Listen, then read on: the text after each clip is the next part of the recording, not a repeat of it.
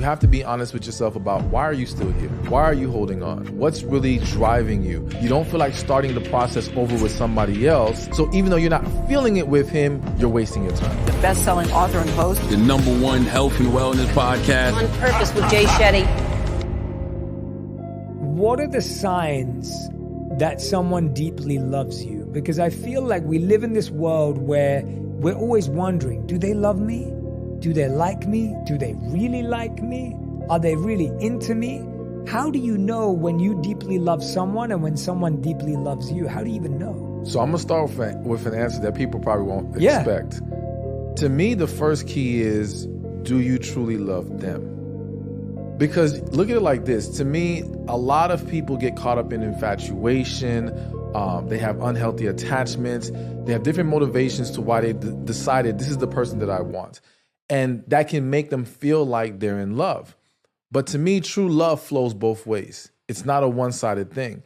So when you can say, I'm not into them like that. If we look deep into that situation, I can almost guarantee what we'll find is infatuation, attachment, something else.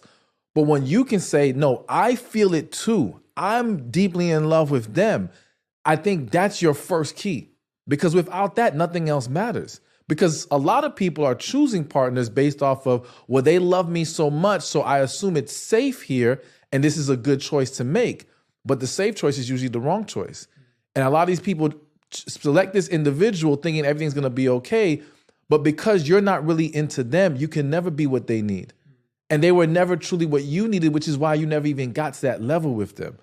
So to choose them without first evaluating, do you truly love them, would not be wise. Yeah, that's a great question. And I think people struggle with that question too, because I think we think of love as so many different things wrapped into one. For example, I could think I love someone because of how they treat me. Mm-hmm. I could think I love someone because they have one quality that I really wish I had.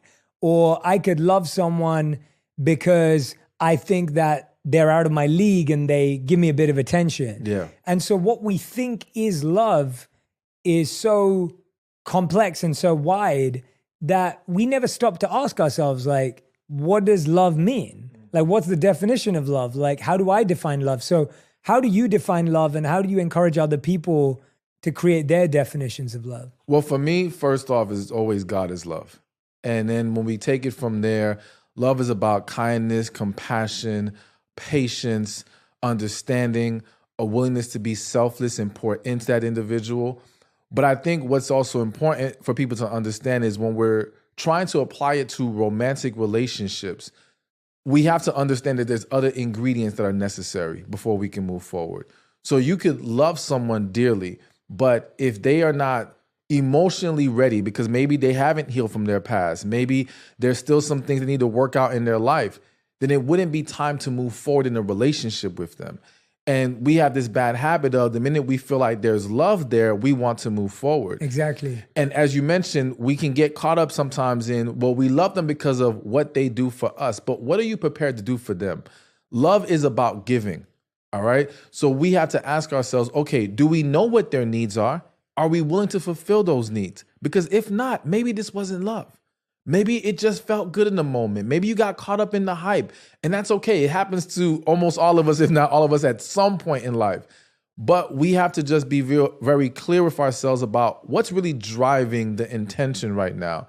But I think all those things I mentioned is what encompasses love, and that's like the foundation of it. And then from there, we have to look at some other things to see how we can move forward. Oof, so many times, like, you convince yourself something's love. Mm-hmm. And what I find really interesting is that so many people fall in love too fast, and no one wants to go for the slow, patient, understanding love, which is what love requires. You just said love is kind, love is patient, love is understanding. Those things take time. I think those things take time to nurture and to make sure that we're doing it correctly for each other. So it's about learning each other's love languages and how we make it work within that dynamic. I think also because so many people are not used to dealing with emotions on that level, being that vulnerable, people mishandle it. All right. So it takes time for us to get to a place so we understand how to manage this and work through this.